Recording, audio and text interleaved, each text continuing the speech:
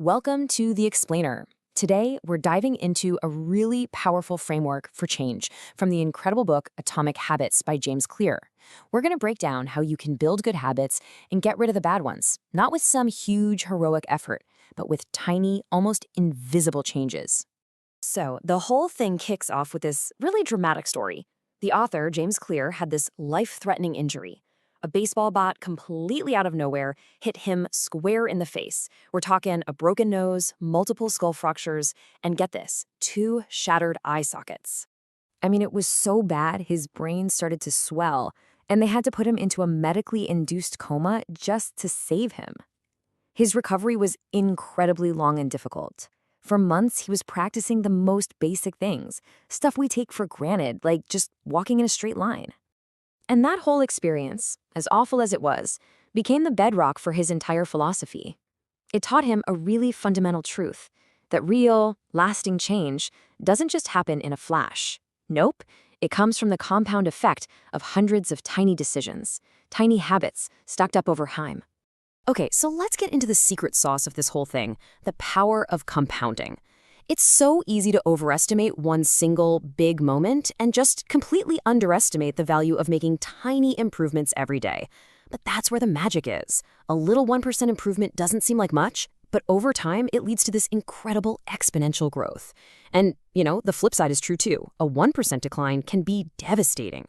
Let's put some math on that, because it's pretty mind-blowing. If you get just 1% better each day for 1 year, you don't end up 365% better. No way. Thanks to compounding, you end up a staggering 37 times better. But look at the other side. That tiny 1% decline every day brings you almost all the way down to 0. It's that powerful. And this brings us to a huge mindset shift. If you're having trouble changing your habits, listen up.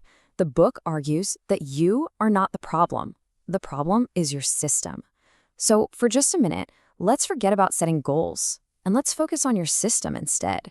This quote is really the heart of the book. I mean, think about it. Goals are about the results you want, right? But systems are the processes that get you there. Winners and losers in any field often have the exact same goals. It's the system that ends up making all the difference. And this leads to maybe the most powerful idea in the whole book. True change is actually identity change. The goal isn't just to read a book, it's to become a reader.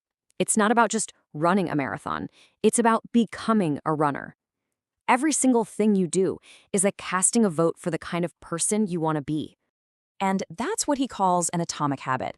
Think of an atom, right? It's this tiny fundamental unit, but it's also a building block for something massive. That's what these habits are. They're these tiny changes that act as the building blocks for remarkable results. So to actually build these habits, first we got to understand how they even work. And it turns out, every single habit, good or bad, follows this super simple 4-step feedback loop. First, there's a cue, which triggers a craving, which leads to a response, which gives you a reward. If you can understand this loop, you can start to engineer your own behavior. It's that simple. All right, let's get into the practical toolkit. We'll start with the first law of behavior change. Make it obvious. I mean, it makes sense, right? You can't start a habit if you don't even think about it. So we need to make the cues for our good habits impossible to miss. And here's an incredibly powerful and practical way to do this. It's called habit stacking. Instead of saying, I'll do my new habit at 8 a.m., you link it to a habit you already have. You're basically anchoring your new behavior to something that's already on autopilot.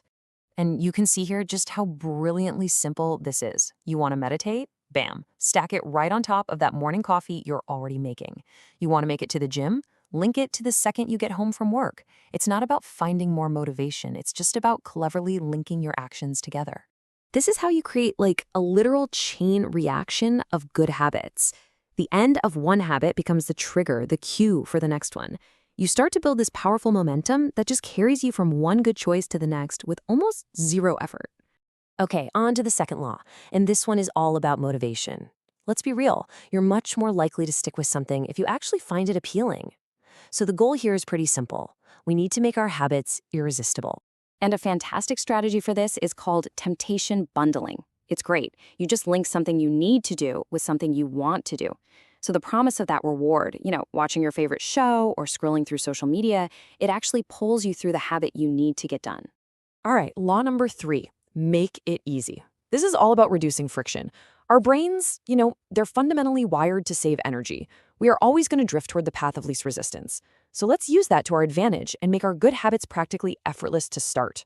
And honestly, one of the best ways to do this is with the 2-minute rule. Here's how it works. You take any new habit and you scale it down so it takes less than 2 minutes to do. Now, the point isn't to get amazing results in 2 minutes. The point is to master the art of just showing up. The habit of running 3 miles, well, it starts with just putting on your running shoes. And that brings us to the final piece of the puzzle, the 4th law, which is what actually makes a habit stick for good. To make sure you repeat a behavior, the end of it has to feel satisfying. We need that immediate reward that tells our brain, hey, that was good, let's do that again. This right here is the cardinal rule of behavior change. Think of it like this. The first 3 laws make it obvious, attractive, and easy. They get you to do the habit this time. But this 4th law, make it satisfying, that's what gets you to repeat it next time. It's those positive feelings that really make habits last. So let's bring this all together. Real, lasting transformation doesn't mean you have to do some massive, painful overhaul of your entire life. Not at all. It starts with just a single 2-minute action. It begins with one tiny gateway habit that is so easy, you just can't say no to. Okay, this is where it all becomes real. Let's turn what we've learned into immediate action. So I'm asking you, right now, what is your 2-minute habit? What's one tiny thing you can do the second this is over to start building the person you want to become? Always remember, success isn't the product of some once-in-a-lifetime transformation. It's the product of your daily habits. These small habits, they don't just add up, they compound. Every single tiny action you take is a vote for the person you are becoming. So go on, start casting those votes today.